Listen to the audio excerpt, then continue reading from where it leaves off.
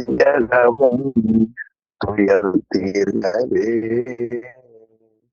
திருச்சிற்றம்பலம். நமச்சிவாய வாழ்க, நாதன் தாழ் வாழ்க, இமைப்பொழுதும் என் நெஞ்சில் நீங்காதான் தாழ்வாழ்க, கோகழி ஆண்ட குருமனிதன் தாழ்வாழ்க, ஆகமம் ஆகி நின்று அன்னிப்பான் தாழ்வாழ்க, ஏகன் அநேகன் இறைவன் அடி வாழ்க, வேகம் கெடுத்தாண்ட வேந்தன் அடி வெல்க, பிறப்பருக்கும் பித்தகந்தன் பெய்களல் வெல்க, புறத்தார்க்கு செய்யோன் தன் பூங்கழல்கள் வெல்க, கரம் குவிவார் மகிழும் கோன்களர்கள் வெல்க, சிரம் குவிவார் ஒங்குவிக்கும் சீரோன் களல் வெல்க, ஈசன் அடி போற்றி, எந்தை அடி போற்றி, தேசம் அடி போற்றி, சிவன் சேவடி போற்றி, நேயத்தே நின்ற நிமலன் அடி போற்றி, மாய பிறப்பருக்கும் மன்னன் அடி போற்றி, சீரார் பெருந்துரை நம் தேவன் அடி போற்றி, ஆராத இன்பம் அருளும் மலை போற்றி, சிவன் அவன் என் சிந்தையுள் நின்றதனால் அவன் அருளாலே அவன் தாழ் வணங்கி சிந்தை மகிழ சிவனை முழுதும் ஓய உரைப்பஞ்சான். திருச்சிற்றம்பலம். அகர முதல எழுத்தெல்லாம் ஆதி பகவன் முதற்றே உலகு. திருச்சிற்றம்பலம். பொற்பொது குடபால் பொற்புறநடிக்கும் கற்பக திருத்தாள் கற்பவர் நமக்கு. திருச்சிற்றம்பலம். கைலாய பரம்பரையில் சிவஞான போத நெறி காட்டும் பெண்ணை பயில் வாய்மை மெய் கண்டான் சந்ததிக்கோர் மெஞ்ஞான பானுவாகி குயிலாரும் பொழில் திருமாவடு துறைவாழ். நமச்சிவாய தேவன் சயிலாதி பரமுடையோன் திருமரபு நெடுழித்தழை மாறும். திருச்சிற்றம்பலம். அடியார் பெருமக்களுக்கு வணக்கம். எல்லாம் வல்ல சிவகாமி அம்மை உடனாகிய அம்பலமான பெருமாள் திருவுரை பெருங்கருணையினாலும் அருபான் மும்பை நாயன்மார்களது குருவருளினாலும் திகண்ட தேவநாயனார் அருளி செய்த சிவஞான போத நூலை அதற்கு பேருரை அருளி செய்த மாதவ சிவஞான முனிவருடைய உரையையும் இணைந்து சிந்திக்கக்கூடிய மிகப்பெரிய சிவபுண்ணியத்தை நாம் பெற்றிருக்கிறோம். அந்த புண்ணியத்தை கருணையோடு வழங்கியருடைய திருவுருளையும் குருவருளையும் போற்றி கேட்டு சிவபுண்ணியம் பெறுகிற தொண்டர்களின் திருவடிகளையும் சிறமே கொண்டு மனம் மொழி நெய்களாக வணங்கி வருகின்ற அன்பர்களே, நாம் சிவஞான போத பாயிரத்தை சிந்தித்துக் கொண்டிருக்கிறோம். அந்த பாயிரத்தில் ஏறத்தாழ நிறைவு பகுதிக்கு முன்னர் நம்மை அழைத்து சென்று கொண்டிருக்கிறார். மலர்தலை உலகின் மாயிருள் துமிய பலர்முகள் ஞாயிறு படரின் நல்லதை காண்டல் செல்லா கண் போல் ஈண்டிய பெரும்பெயர் கடவுளில் கண்டு கண்ணிருள் தேர்ந்து அருந்துயர் குரம்பையின் ஆன்மா நாடி மயர நந்தி முனிகணத்தளித்த உயர் சிவஞான போலும். இதுவரை நாம் அவர்கள் ஆயிர ஆசிரியர் காட்டிய முறையை தாண்டி முனிவர் பெருந்தகை கூறிய விளக்கத்தை நாம் பார்த்தோம். ஆக நிறைவாக பார்த்த பகுதியில முப்பரப்புகளில சரியை, கிரியை, யோகம் ஆகியவைகளை பயின்று ஓரளவு அந்த நெறி நின்றவர்கள் மீண்டும் இந்த நூலை படிக்கிற காலத்தில அவற்றை படிக்க வேண்டுமா? இதுதான் கடைசியா கேட்ட முனிவர் நமக்கு ஏற்படுத்திய சந்தேகம். 69வது பக்கம் கீழே அற்றேல் முற்பிறவியில் சரியை கிரியை யோகங்களை செய்து, இன்னும் அதற்கு முந்தி பார்த்தா பேருரை மேல போனீங்கன்னா உயர் சிவஞான போதம் என்றது 3 பாதம், மொத்தம் 4 பாதம். சரியா பாதம், கிரியா பாதம், யோக பாதம், ஞான பாதம். சிவஞான போதம் ஞானபாதத்தை சொல்லுவது. அந்த 3 பாதத்தையும் ஆராயும் நூல்களுக்கு மேற்பட்டது சிவஞான போதம். ஆமா. அப்ப சிவஞான போதம் சரியை கிரியை யோகம் ஆகிய பாதங்களுக்கு மேற்பட்டது. ஆமா. இதை உணர்ந்த பிறகுதான் இந்த நூலை படிக்க தொடங்க வேண்டும். என்ன அருமை பாருங்க. நூல்களுக்கு மேற்பட்டது சிவஞான போதம். அதை உணர்ந்த பிறகுதான் இந்நூல் கேட்கப்பாற்று என்று மிக தெளிவா காட்டுகிறார் முனிவர் பெருந்தகை. சரி, அப்படி 3 பாதங்கள் தெரிந்தவர்கள் இந்த நூல் படிக்கலாம் என்று சொன்னால், முன்னரே தீக்கையுற்று சிவாகமங்களை ஊதி அதன் பின் ஏனை 3 பாதங்களையும் ஆராயும் நூலை முறையை கேட்டு அந்த முறையிலே கடைபிடித்து மனம் தூய்மையுடையவராய் நித்திய அனித்திய உணர்வு தோன்றி பிறவிக்கு அஞ்சு வீடு பெற்று ஆண்டுக்கு உண்டாயபடி அவருக்கு இந்த நூல் சொல்லலாம். பேங்க் லோன் எதிர்பார்க்கிறவர்களுக்குத்தான் அதுல வட்டி எல்லாம் சொல்லி வளர்க்க முடியுமே தவிர அது விருப்பமில்லாதவர்களுக்கு சொல்லி என்ன பிரயோஜனம்? எண்ணி பாருங்கள். அப்ப தீக்கை பெற்று சிவாகமங்கள் என்றால் நாம திருமுறை வைத்துக் கொள்ளலாம். பஞ்சபிரகம் பாடுதல், 12 திருமுறை பாடுதல், குறைந்த அளவு ஆண்டுக்கு ஒரு முறை முற்றோதல் பண்ணிவிட வேண்டும். சைவர்களாக இருக்கிற நாம் 12 திருமுறைகளையும் ஆண்டுக்கு ஒரு முறை முற்றோதல் செய்ய வேண்டும். அந்த யோகத்தை நமக்கு கொடுக்க வேண்டும். அப்படி ஓதி ஏனைய 3 பாதங்கள் அவை என்னென்ன? நிலை பெறுமாறு என்றெண்ணுது ஏல் நெஞ்சே நீவா, நித்தலும் எம்பிரானுடைய கோயில் போக்கு, புலர்வதன் முன் அழகிட்டு மெழுக்குமிட்டு பூமாலை பணிந்தேற்றி புகழ்ந்து பாடி, இவைகளை எல்லாம் செஞ்சு எப்படியும் பாருங்க. இந்த சரியை கிரியை யோகம் ஆகியவற்றை ஆராயக்கூடிய நூல்களை முறையே கேட்டு, ஏதோ சொற்பொழிவாக நடக்கப்படாது. மிக அருமையா திருச்செந்தூர் அகவல்ல சரியை கிரியை யோகம் விரிவா சொல்லப்படுகிறது. திருச்செந்தூர் அகவல் மிகச்சிறந்த நூல்கள் அதை விரிவா காட்டுகிறார்கள்.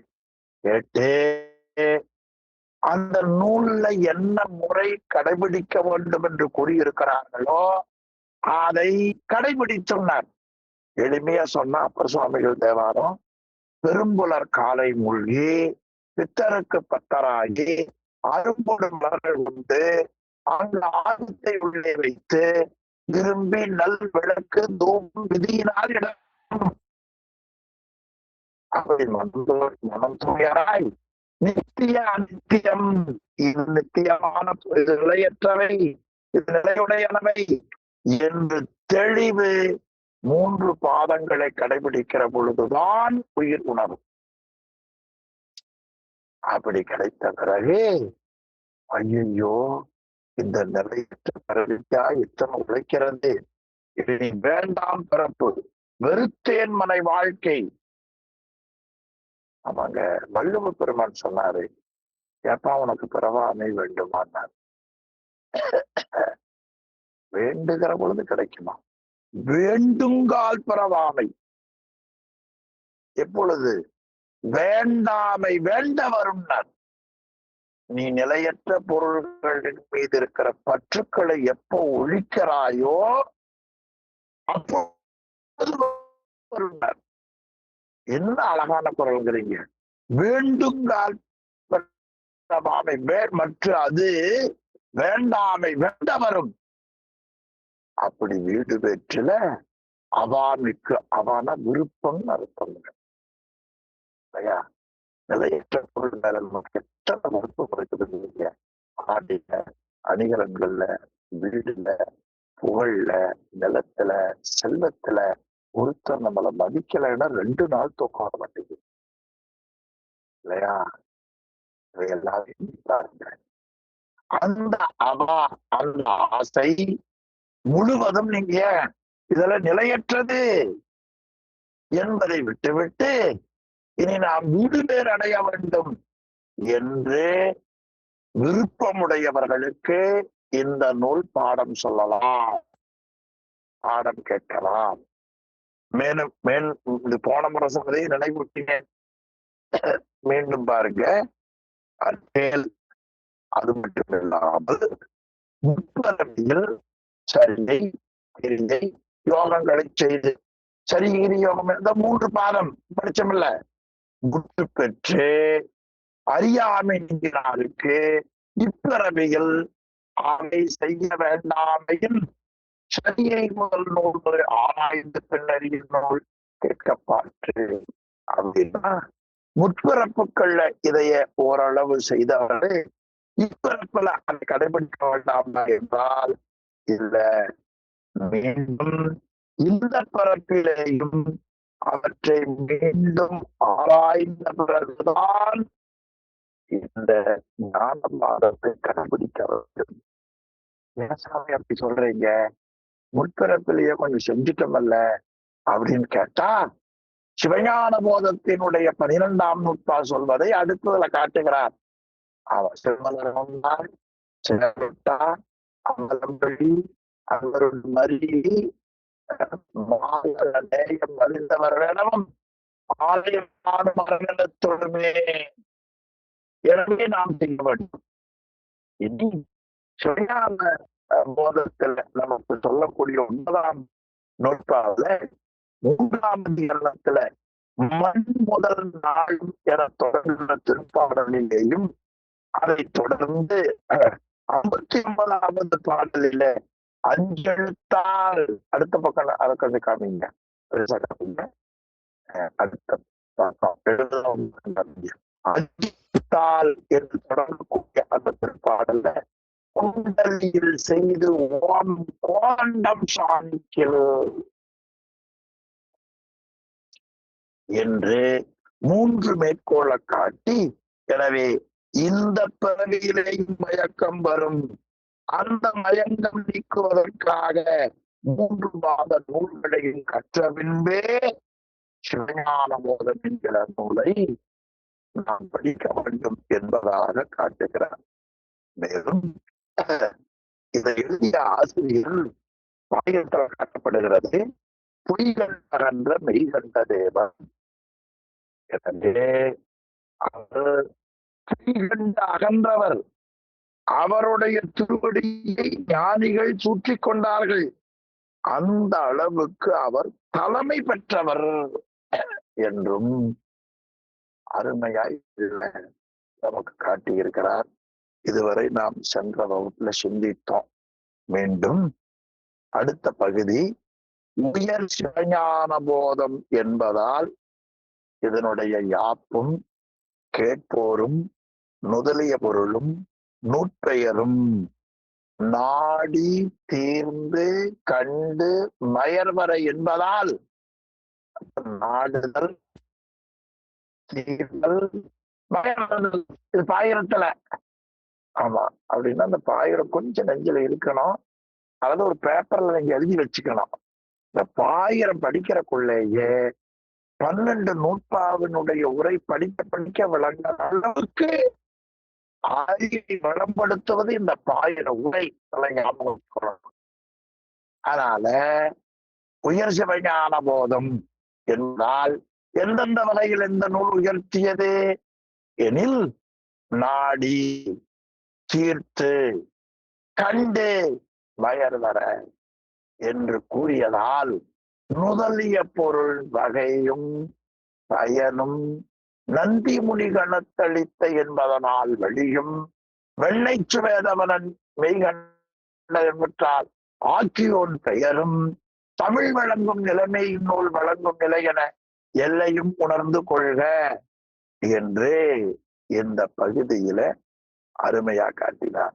எனவே உயர் சிவஞான போதமாவது சரியை கிரியை யோகம் என்ற 3 பாதங்களையும் விட உயர்ந்தது. அப்ப என்ன பாதம் இது? ஞான பாதம். இன்னும் உயர் என்பதற்கு பொதுவா சிவஞான போத யார் படிக்கிறார்களோ அவர்கள் அறிவால் உயர்நிலையை பெறுவார்கள். அந்த பாயிரத்தில் உயர் சிவஞான போதம் போட்டார். சிவபிரகாசத்துல உமாபதி சிவம் பாடுகிற பொழுது அவர் தெரித்த குரு முதல்வர் உயர் சிவஞான போதம் செப்பினார். அங்கேயும் உயர் சிவஞான போதம் தான் போட்டிருக்கிறார். எனவே இந்த சிவஞான போதம் அறிவால் நம்மை தெளிவுபடுத்துகிற சிவஞான போதம். ஆனா முனிவர் இன்னும் கொஞ்சம் ஆழமா காட்டுறார்.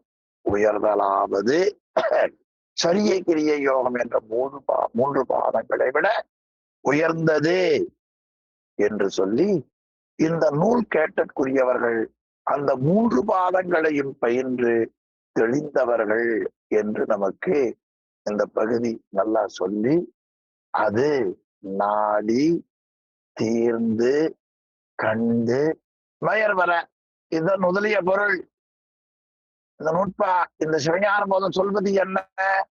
ஆமா, அருந்துயர்க்குறமையின் ஆன்மா நாடி, பிறகு அதன் மூலமாக பெரும்பெயர் கடவுளின் கண்டு கண்ணிருள் தீர்ந்து மயர் கண்ணிருள் தீர்ந்து பெரும்பெயர் கடவுளில் கண்டு பிறகு கண்ணிருள் தீர்ந்து அடுத்து மயர் வர உயர் நந்தி முனிகணத்தை அளித்தவர்.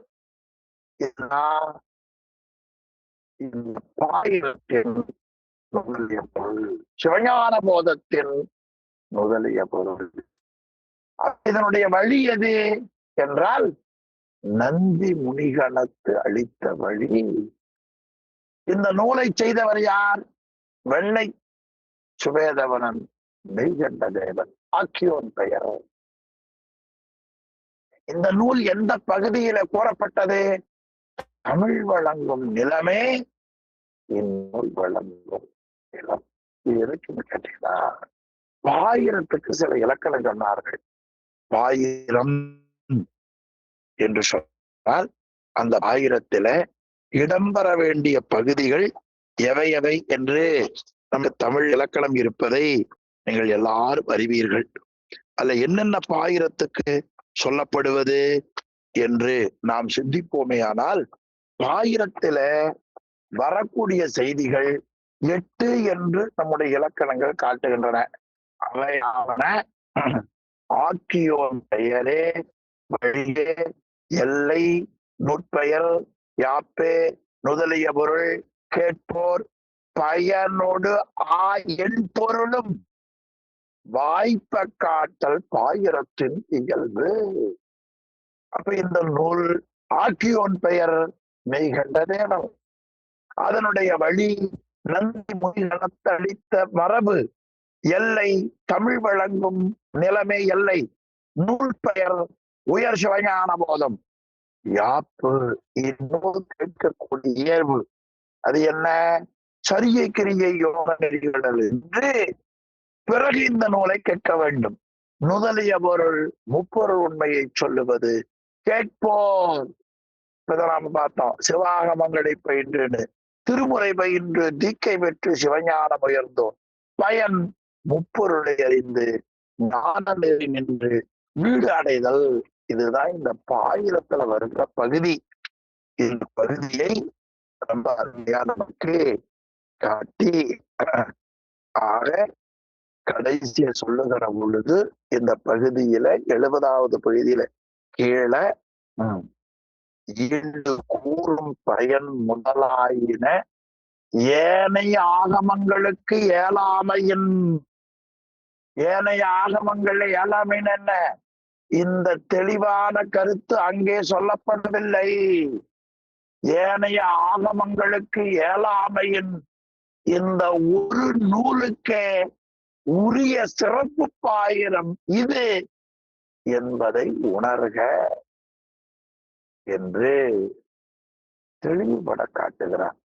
மேலும் வடநூலா 71வது பக்கம் யாப்பை ஆனந்தரியம் என்றும் முதலிய பொருளை விடயம் என்றும் கேட்போரை அதிகாரிகள் என்றும் பயனை பிரயோசனம் என்றும் கூறுபவர். இது வடமொழியில சொல்லுகிற பொழுது. தமிழ்ல சொல்லுகிற பொழுது ஆக்கியோன் பெயரே எல்லை என்று நமக்கு வரும். ஆனால் வடநூலில யாப்பை ஆனந்தரியம். ஆமா, அனந்தரம் என்பது முடிவு என்று தமிழ்ல பொருள். ஆனந்தரியம் என்பது முடிந்தவுடன் பின்தொடர்வது. முதலிய பொருளை விடயம் சொல்லுவார்கள். அப்ப அங்கங்க உரையில விடயம்னு வரும். கேட்போரை அதிகாரின்னு சொல்லுவாங்க. கேட்போருக்கு என்ன பெயர்? அதிகாரின்னு சொல்லுவாங்க. யாப்பை என்ன சொல்லுவார்கள் வடமொழியில? ஆனந்தம். முதலிய பொருளை என்ன சொல்லுவார்கள்? விடயம்னு சொல்லுவார்கள். கேட்பவர் யார் என்னன்னு சொல்லுவாங்க? அதிகாரின்னு அவருக்கு பெயர். கிடைக்கக்கூடிய பயனை பிரயோஜனம் நாம கூட பயன்படுத்துவோம். அங்க போன என்ன பயன் கிடைக்கும் அப்படி. இதனால என்ன பிரயோஜனம்? நம்ம வழக்கிலேயே இருக்கிறத பாக்குறோம். நம்ம பிரயோஜனம்னா பயன். இப்படி சொல்லுகிற மரபு உண்டு. யாப்பை சம்பந்தம் என்றும் சொல்லுவார்கள். என்று கேட்டா இந்த நூல்ல ஆங்காங்க இது மாதிரியான சொற்கள் வரும். இதற்கு அதிகாரி யார் என்று வரும். வந்தோன்னா கேட்பவர் ஞாபகம் வச்சுக்கணும். என்ன பிரயோஜனம் என்ற பயன் ஞாபகம் வச்சுக்கணும். அது வச்சுக்கிறோமோ இல்லையோ, ஆனா முனிவர் படிக்கிறவங்க கொஞ்சம் தெரிஞ்சுக்கணுங்கிறதுக்காக இந்த முறைய கையாளணும்னு வச்சிருக்காங்க. ஒண்ணு இல்லைங்க, ஒரு வீட்டுல தங்க போறீங்க, உடனே அவங்க சொல்லுவாங்க இதுக்கு சுவிட்ச் இங்க இருக்கு, இதுக்கு ஹேண்டில் இங்க இருக்கு, இங்க நீங்க பொருளை வச்சுக்கலாம், இது கழிவறை, இது ஹாட் வாட்டர், இது கூல் வாட்டர். எத்தனை விளக்கம் கொடுக்கணும் ஒரு நாள் தங்கறதுக்கு? இனி பிறப்பே எடுக்காம ஒரு பேரின்பத்தை வழிகாட்டணும்னா அதுல எங்கெங்க எச்சரிக்கையா இருக்கணும். அது ரொம்ப முக்கியம். தமிழ் மொழி மட்டும் பார்த்துட்டு வடமொழியில சில சொல் வந்தா நீங்க பயந்துடாதீங்க. அது இதுக்குதான் பொருள். பிரயோஜனம் வந்தா பயன் நினைச்சுக்குங்க. ஆசிரியர் எப்படி நூல் படிக்கிறவனுடைய அறிவு மயங்காமைக்கு மேற்கோள் காட்டுகிறார் என்பதை நான் கருதி பார்க்கிறேன். ஆமா, நிச்சயமா சிவஞான முனிவர் இந்த நூல் முடிகிறதுக்குள்ள மிகப்பெரிய தெளிவை நமக்கு கொடுத்து விடுவார் என்கிற எண்ணம் இதை படிக்கிற பொழுதே நமக்கு தெரிகிறது. இதுக்கு மேல சில குறிப்பு காட்டுகிறார். இந்த முறையில் இதை தெரியாதவர்கள் பலரும் பலவிதமா சொல்லுவார்கள். அவையெல்லாம் முறையற்ற உரை, போலி என்று ஒதுக்குக. ஆமா, இல்லைன்னா சில பேர் அங்கங்க தன் அறிவால சில விளக்கங்களை காட்டுவார்கள். அது அடுத்த பகுதி. இது அறியாத வழியில். அது ரொம்ப அருமைங்க. 71வது கீழே பேருரை காட்டுங்க. என்ன சொன்னார்? சரியை கிரியை யோகம் சொன்னார். இந்த நெறி சொன்னார் இல்ல, இதை அறியாத வகையில, அந்த வகையில அடக்கும் தொகுத்ததன் முதலியவற்றை யாப்பென்றும் நூல் அரங்கேற்றம் அவைக்களத்துள்ளோரை கேட்போர் என்றும் உரைப்பர். அந்த உரையெல்லாம் போலி. போலின்னு அர்த்தம் உள்ளீடு இல்லைன்னு அர்த்தம். இவையெல்லாம் இந்த உரைக்கு ஒரு உரையாற்றார் பாருங்க, அவர் ஒரு நூல் எழுதியாருங்க. தொல்காப்பியத்துக்கு வாயிறு விருத்தின்னு ஒரு நூல் எழுதினார். நிஜமா சொல்றேன், அதெல்லாம் படிக்கிற வாய்ப்பு எனக்கு அமையவில்லை. இதுல நீங்க யாராவது படித்திருக்கலாம். ஆமா, தொல்காப்பியம் படிக்கிறதுக்கு சந்தர்ப்பம் கிடைக்கல. தொல்காப்பியத்துக்கு பலவகை இருக்கிறது. அதுல சேனாவரையம் என்கிற உரை மிகச்சிறந்த உரை. அந்த தொல்காப்பியத்துக்கு வாயிறு விருத்தியின் ஒரு உரை எழுதியிருக்கிறார் சிவஞானம். நாம் படிச்சுட்டு இருக்கோம் இல்லையா, அந்த உரையால் எழுதியிருக்கிறார். போலி என்பதும் பிறமும் தொல்காப்பிய பாயிரத்தியுள் விரித்து உழைத்தாம் ஆண்டு காண்க. அப்படின்னா அந்த தொல்காப்பிய பாயிர விருத்தி உரையையும் தரவு பண்ணியிருக்கணும். அந்த வாய்ப்பு ஏனோ நமக்கு இல்லை. அது எப்படி திருவள்ளுவர் நமக்கு சொல்ல தெரியல. ஆமா, இதுக்கு உரைக்குறை எழுதினார் சிசுமணியம். அவரு சொல்றார், இவையெல்லாம் பார்க்கிற பொழுது மாபாடிய பேருரைக்கு முன்னரே தொல்காப்பிய விருத்தி உரை எழுதியது என்பது நம்மால் உணர முடிகிறது என்று காட்டுகிறார். இனி அடுத்து ஒரு பொதுவான தலைப்புக்கு ஆசிரியர் போகிறார். இதுவரை கருத்தெல்லாம் நம்ம காட்டிய பிறகு இனி சைவ ஆகமங்கள் உண்டு, அதற்கு பிரம்மாணியம் என்று ஒரு தலைப்பு எடுத்துக்கொண்டார். ஓரளவு பாயிரத்தை கொஞ்சம் அந்த முக்கால் பங்கு நிறைவு பண்ணிட்டார். இனி சைவ ஆகமங்கள் அப்படின்னு ஒரு தலைப்பு எடுத்துட்டார். அந்த சைவ ஆகமங்களுக்கு பிரமாணியம். ஆமா, சைவ ஆகமங்கள் அதற்கு பிரமாண நூல்களாக கொள்ளப்பட்டன. எதற்கு? சிவஞான போதத்திற்கு. அப்ப சைவ ஆகமங்கள் பிரமாண நூல்களாக, பிரமாணம் தான் அளவை நூல் அர்த்தம் என்பதை முனிவர் கொஞ்சம் காட்ட போகிறார். இது ஒரு நல்ல பகுதிங்க, தனி தலைப்பு, உள்ள உணர வேண்டியது. ஆனா படிப்பவர்களுக்கு இந்த இணைப்பு பற்றிய அறிவு நமக்கு தேவை நூல் படிக்கிற பொழுது. அதனால இதை ஒரு பகுதியை எடுத்துக்கொண்டு சப்ஜெக்ட் அப்படிங்கிற மாதிரியே கொண்டு போறார். அந்த அங்கமாக வேதங்கள் ஒருவரால் செய்யப்படாது நிலைவேறு உடைமையானும் ஆன்றோரால் தழுவப்படுதலானும் குற்றமின்றி பிரமாணம் என்பது துணியப்படும். துணிதல் என்பதற்கு உறுதிப்படுத்துதல்னு பொருள் இல்லை. துணிதல் உறுதிப்படுத்துதல். ஆமா, அதாவது நாம் இந்த சிவஞான போதத்திற்கு இதில் சொல்லப்பட்ட அந்த உண்மை பொருளுக்கு வேதங்களை பிரமாணமாக கொள்ள வேண்டும். ஏனைய நூல்கள் அதுபோல ஏற்றுக்கொள்ளக்கூடாது. ஆமா, இல்ல, வேதங்களை பிரமாணமாக ஏற்றுக்கொள்ள வேண்டும், மற்ற நூல்களை அதுபோல ஏற்றுக்கொள்ளக்கூடாது என்பது ஒரு பகுதியினுடைய கொள்கை.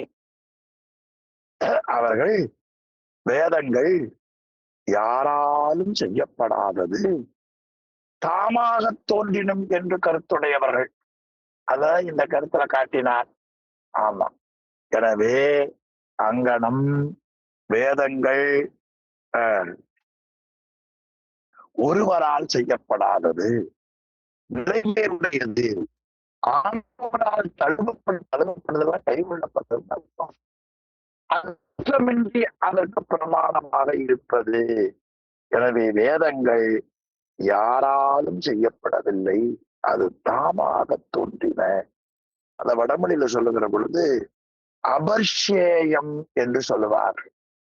அபர்ஷேயம், அபர்ஷேயம் என்பது மனிதனால் செய்யப்படாதது என்ற பொருளை நமக்கு சொல்லுவது.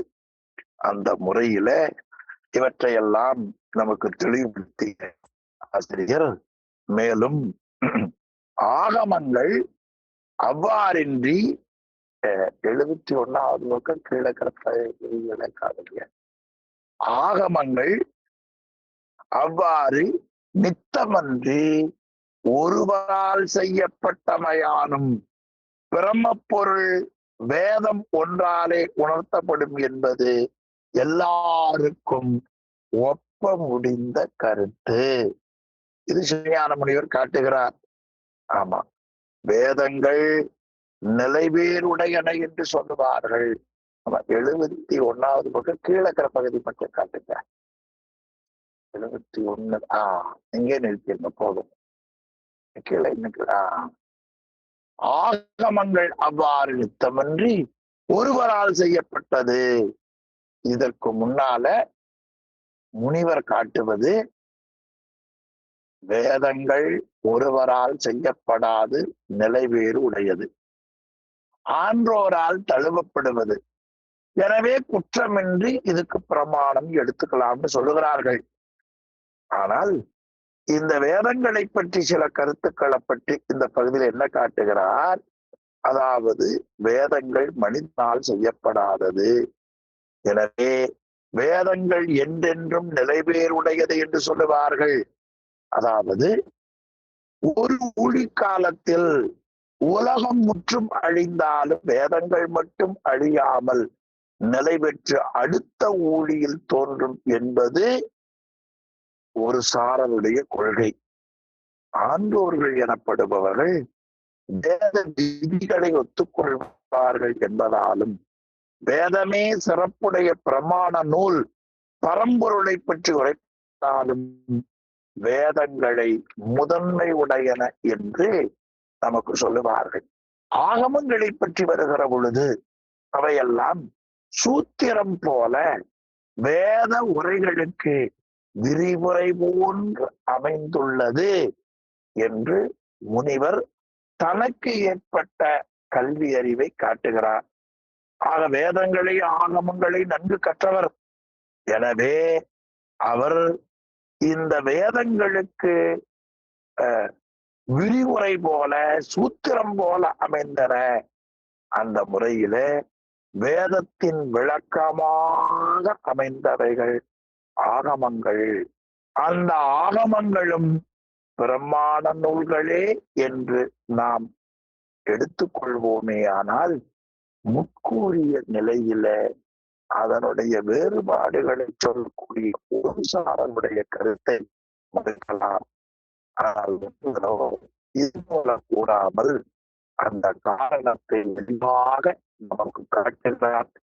அது என்ன என்று சொன்னால், வேதங்கள்ல சொல்லப்பட்ட கொள்கைகள் நடைமுறைகள் ஆகியவற்றில விளக்குவதற்கு, மக்கள் புரிந்து கொள்ள சொல்லுவதற்கு ஸ்மிருதி நூல்கள் தோன்றின.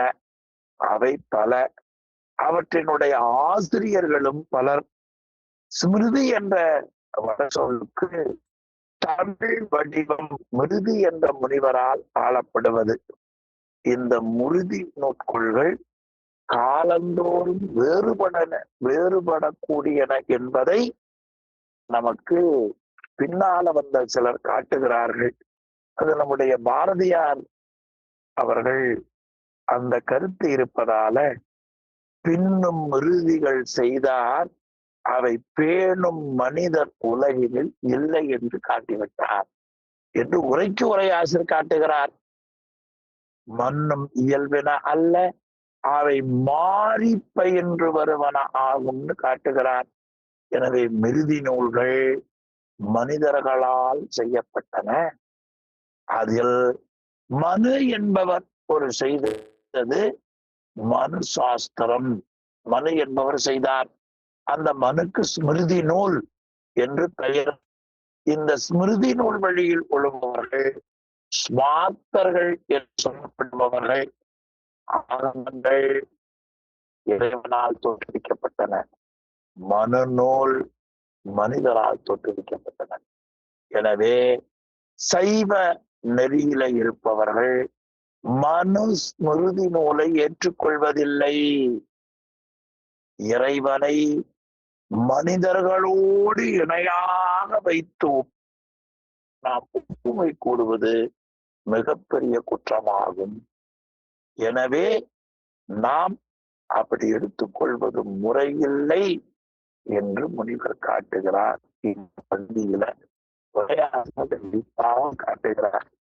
எனவே இந்த நூல் முனிவருடைய கருத்துப்படி மிருதி நூல் முதலியன போல வேதம் முதல் நூலாக கொண்டு ஆகமங்கள் செய்யப்பட்டன எனின் அது நும்மனோர்க்கு கொள்கை அன்மையாகும். கொள்ளின் வேத பொருள் உணர்ந்து நூல் செய்த மனு முதலியோர் போல ஆகமம் செய்த இறைவனுக்கு முற்றுணர்வு இன்மை தரப்படும்.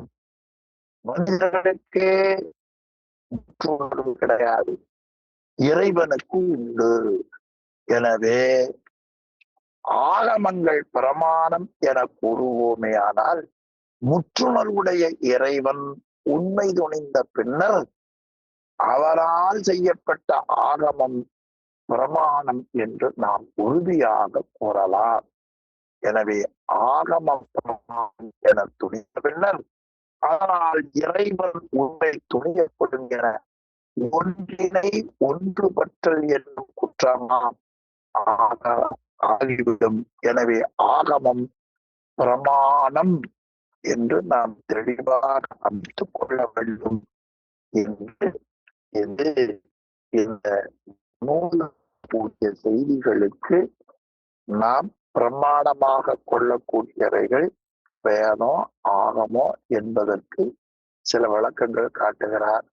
நமக்கு இந்த கருத்தை தெரிந்ததில் இருந்து வேதம் ஆகமங்கள் பிரமாணம் எடுத்துக் கொள்ளலாம். அது மறுத்துக்கூடிய பகுதி இன்னும் கொஞ்சம் விரிவா படிக்கிற பொழுது நன்கு விளங்கும். அதற்கு மேல மனிதர்கள் செய்யக்கூடிய நூல்கள்ல இருக்கக்கூடிய அந்த சில விதமான நன்மை அல்லாதவைகளை அடுத்த பகுதியில வைத்து காட்டுகிறார். எழுதி கிடப்பாங்க, அதுவும் கொள்ளலாம், அதை எடுத்துக்கொள்ளாம அதுல பிரமாணமா கொள்ளாம வேற எவற்றை நீ பிரமாணமா கொள்வாயே. ஆனால் வசிட்டரங்கத்தில் பாஞ்சராத்திரம் புகழ்ந்து எடுத்து ஒரு சில பரவர் சில பேர் பாஞ்சராத்திரம் என்று ஒரு நூல், அந்த நூலை எடுத்துக்கொண்டு விரிவாக காட்டுவார்கள். அதாவது சில பேர் வேதம் ஆகமங்கள் கொள்ளாமல் சில விதமான தடைகளை எழுப்புவார்கள். அவர்களுக்கு நான் பதில் கொள்கிறேன் என்று இந்த பகுதியை காட்டுகிறார்.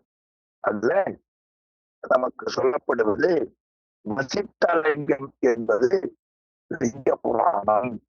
அது லிங்க புராணம் என்று சொல்லப்படுவது. பாஞ்சராத்திரியம் இது வந்து வைணவர்களுக்குரியது. 5 ராத்திரியில சொல்லப்படாத பாஞ்சராத்திரம் என்பது பெயர். அது வைணவத்தின் ஆகமம். அது பத்ம புராணம் என்று மற்றொரு புராணம். இதுல தமிழ்நாட்டில் வாழ்ந்த ஒருவர் சித்திரசேனன் என்னும் பாசண்டர்கள் என்று சொல்லக்கூடிய ஒரு வகையினர். அவர்களுடைய சொல்லை கேட்டு வேத ஒழுக்கத்தை விட்டுவிட்டு பாசுர தந்திரத்தின் வழியே ஒழுகி நரகத்தில் விழுந்தான் என்று சொல்லப்படுவதை மேற்கோள் காட்டுகிறார். பாஞ்சராத்திரம் புகழ்ந்தெடுத்தொரு சிலர் பகர்வர் சொல்லுவார்கள் என்பது முதலாக தந்திர வழி ஒழுகுவோரை எடுத்து கூறி அவர் மாமூடர் என்னும் ஆத்ம பிராணத்தில் நஷ்டனுக்கும் திலீபனுக்கும் கூற்று நிகழ்வுடி திராவிட தேசம் தன்னில் சித்திரசேனன் என்பான் என்று சித்திரசேனன் என்பான் என்று எடுத்துக்கொண்டு சித்திரசேனன் என்னும் அரசன் பாசண்டர் கூற்றை பற்றி வைதீக ஒழுக்கத்தை கைவிட்டு பாசோத வழி ஒழுகி நரகத்தில் வீழ்ந்தான் என்ற வரலாற்றையும் எண்ணி பார்க்க. அப்படின்னா, அதாவது வைதீக ஒழுக்கத்தை விட்டுவிட்டு பாசங்கள் போற்றை எடுத்துக்கொண்டு அந்த மன்னன் கடைபிடித்தான். அதனால் அவன் நரகம் வைத்தது. எனவே நாம் வைதீகத்தை விடாமல் அந்த பாச சித்திரசேனன் கைப்பற்றியதை கைப்பற்றக்கூடாது என்று மேற்கோள் காட்டுகிறார். மேலும் வாசிட்டலங்கியத்தில் சாண்டில்யன் என்பான் ஒருவன். அந்த வாசிட்டியம் என்ற நூல்ல சாண்டில்யன் உள்ட அவன் தருகண்ணனாய் பிறர்மனை நயந்து வாசுதேவனை தீர்ந்தறியானை வழிபட்டு நிறையில் விழுந்தான். நடத்தவங்க. மேலும் சூதசங்கரியில் மொழி பாஞ்சிராத்திரம் காபாலம் காளாமுகம் சாத்தம் பௌத்தம் ஆறுகதம் தன்னில் கழி பாசுபத நூல் சாம்பவதிக்கை காதலிப்பி வேதியரில் கடையர்காணீர் என்ற தொடக்கத்தால் தந்திர வழி ஒழுகுதல் பொய்த்தொழில் உணர்ந்து மிகுந்த கௌதமன் சாம்பயன் எனவும் புராணத்தில் அனைவரும் அரந்தனை அரியை அண்மீன் என்று எடுத்துக்கொண்டு அருமுனிவர் இட்ட சாபவயத்தம்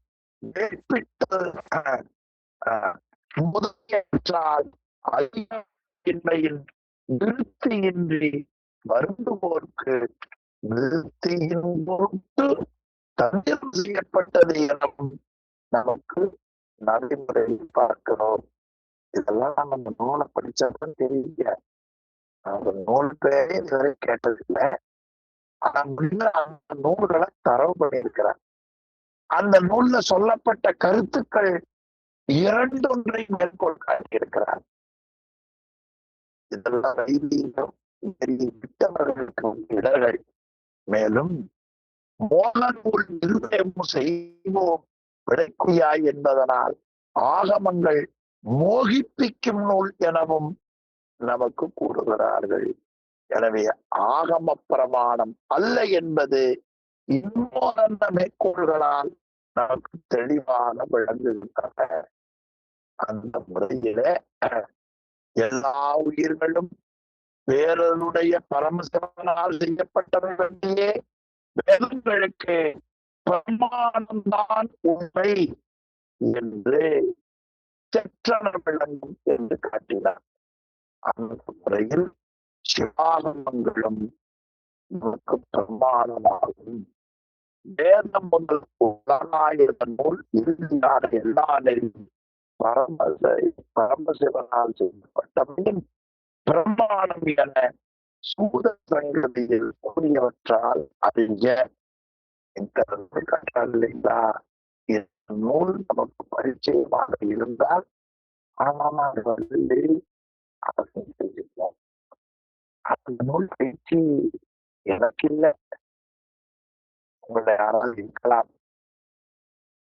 அதையெல்லாம் எடுத்து காட்டி இப்படி உடுப்பாக சோற்றுக்கு வச்சு உடுப்போம் அந்த கருத்துப்படி பார்க்கிற பொழுது நமக்கு பிரமாணம் தான் நமக்கு நல்லா காட்டுகிறார். மேலும் வேதம் என்பது நித்தம், அதற்கு பிரமாணம் என்ற கருத்து சிலவற்றை அடுத்த பகுதியில் காட்டுகிறார். 74வது கீழே பாருங்க. வேதம் நித்தம் என்பதற்கு பிரமாணம் இன்மையானும் தோற்றக்கேடுகள் காணப்படுவதால் அனித்தம் என்பதும் நாம் உறுதியாக செய்யலாம், உறுதியாக கொள்ளலாம். வேதம் யாராலும் இயற்றப்படாத நூல்.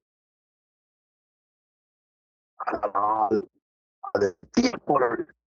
இது மீமாஞ்சகர் ஒருத்தர் அவருடைய கொள்கை. அந்த கொள்கைகளை நாட்டுவதற்கவர்கள் வேதத்தையே மேற்கோள் காட்டுகிறார்கள். இது தன்னை பெற்றுதல் என்னும் குற்றமாகும். உலகப் பொருள்களை போல வேதத்திற்கும் தோற்றங்கள் உண்டு. வேதம் நிலையற்றது. ஆமா, வேதம் நிலையற்றது. அதுல அதுல காட்டினார். அந்த ககவமே இது என்னும் மதித்துணர் அந்த சுடரே என்பது போல சாதி உரிமை பற்றி நிகழ்வதாகும்.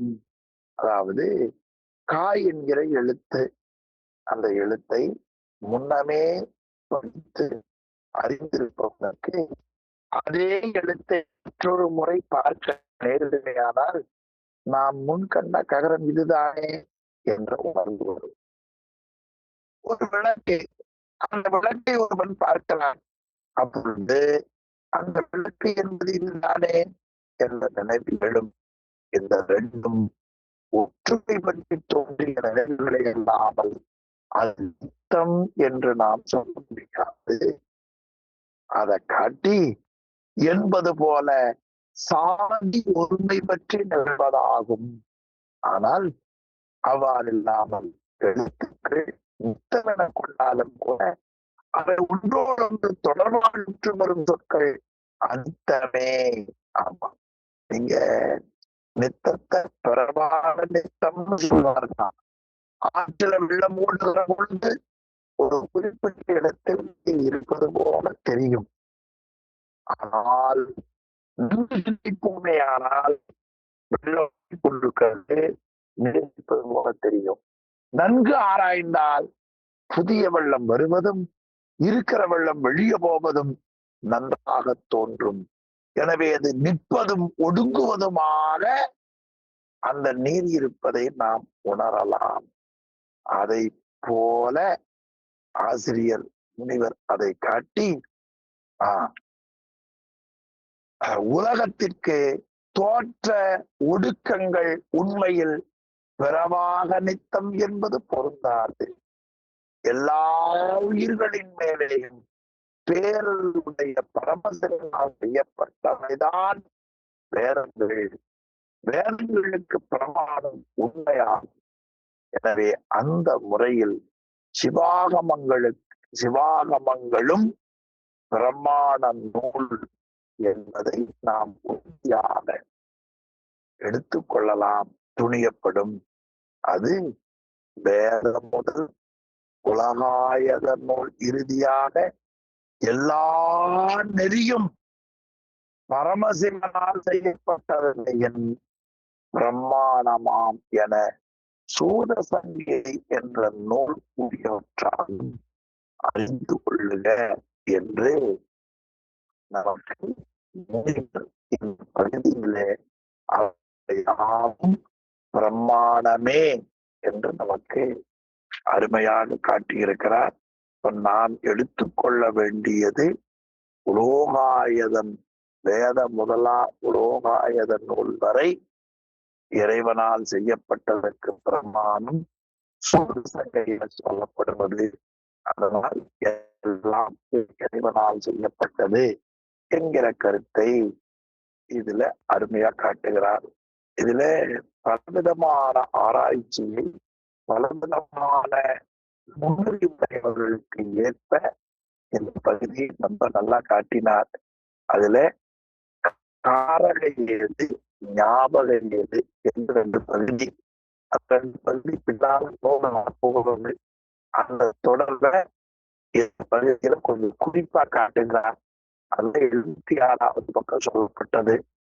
ஒருவன் இன்னேன் வந்தேன் என் மொழி அவன் வாய்மொழியை போல முதல்வனால் செய்யப்படும் வேத ஆகமங்களும் தமிழ் கால ஏதுவும் ஞாபக ஆகிய வேறுபாடுகள் உடையன. இது ஒரு நல்ல செய்தியை காட்டுகிறார். அதாவது ஏது அது காரக ஏது ஞாபக ஏது என்று சொல்லுவது, இந்த 2 ஒன்றும் கொண்டு வேறுபாடு உரியது. காரக ஏது என்பது ஒரு செயல் நிகழ்வதற்கு காரணமாக நிற்பதை சொல்வது காரக ஏது. ஞாபக ஏது என்பது ஒரு அறிவு நிகழ்வதற்கு காரணமாக இருப்பது, செயல் நிகழ்வதற்கு காரணமாக இருப்பது காரக எது, அறிவு நிகழ்வதற்கு காரகமாக இருப்பது காரகம் எது. அந்த உரையாசிரியர் கொஞ்சம் நல்லா காட்டுகிறார்.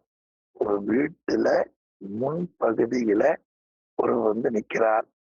அப்பொழுது ஐயா உள்ள யாரு என்று கதவுக்கு முன்னால் கேட்கிறார்.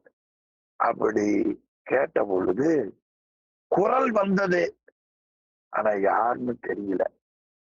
அப்பொழுது அவர் சொல்லுகிறார், யாரு வந்திருக்கீங்க அப்படின்னு கேட்கிறார். அவர் சொல்லுகிறார், நான் தான் பாலாஜி வந்திருக்கேன் அப்படின்னு சொல்றாரு. உடனே பாலாஜி வந்திருக்கிறேன்னு சொல்றாரு பாருங்க, காரக ஏது. வீட்டில இருந்து வந்தவர்கள் யார் என்பதை ஓ அவரா அப்படின்னு அறிகிறார் பாருங்க, ஞாபகம் ஏது. என்ன அருமையா காட்டியிருக்கிறாங்க பாருங்க.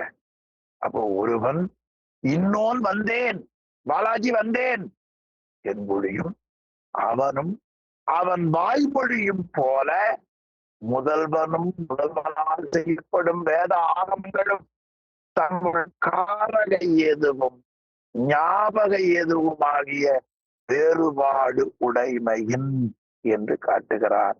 எனவே ஒருவர் சொல்லக்கூடிய ஒருவர் செய்யக்கூடிய செயல் நிகழ்விற்கு காரணமாக இருப்பது காரக ஏது, அறிவு நிகழ்வுகளுக்கு காரணமாக இருப்பது ஞாபக ஏது.